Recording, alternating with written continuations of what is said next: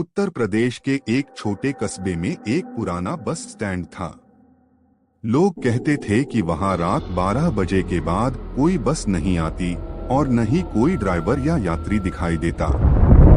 लेकिन अजीब बात ये थी कि कई बार लोगों ने आधी रात के समय वहां बस रुकते हुए देखी थी। उस बस की खिड़कियों से धुंधली पीली रोशनी निकलती और अंदर बैठे यात्री बिल्कुल चुपचाप बिना हिले डुले सन्नाटे में बैठे रहते।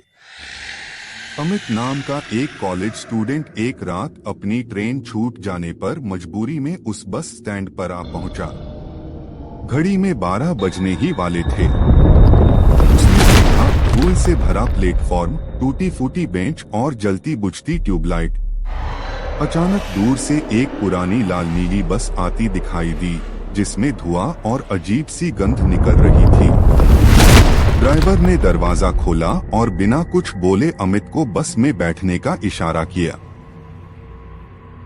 अमित अंदर गया तो देखा बस में लगभग 10 यात्री बैठे थे।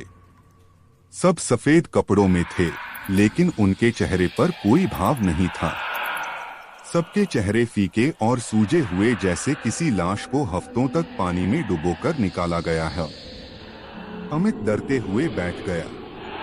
तभी बस चल पड़ी।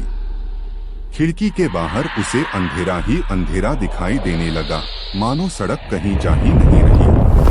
आकर बोला, टिकट दो। पर याद रखना, एक बार इस बस में चढ़ गए तो वापसी का टिकट नहीं मिलता। अमित कांप गया। उसने देखा कि यात्रियों के हाथ पैर धीरे धीरे गायब हो रहे थे, मानो वे इंसान नहीं बल्कि परछाइयां हों।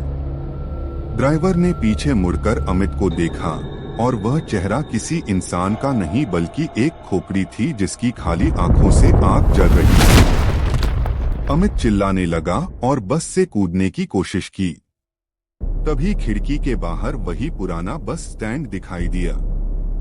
जैसे ही उसने छलांग लगाई, अचानक सब कुछ अंधेरे में खो गया। सुबह जब लोग बस स्टैंड पर पहुंचे तो उन्होंने देखा अमित की लाश बेंच पर पड़ी थी और उसके हाथ में एक जला हुआ बस टिकट था, जिस पर लिखा था, रास्ता एक तरफा।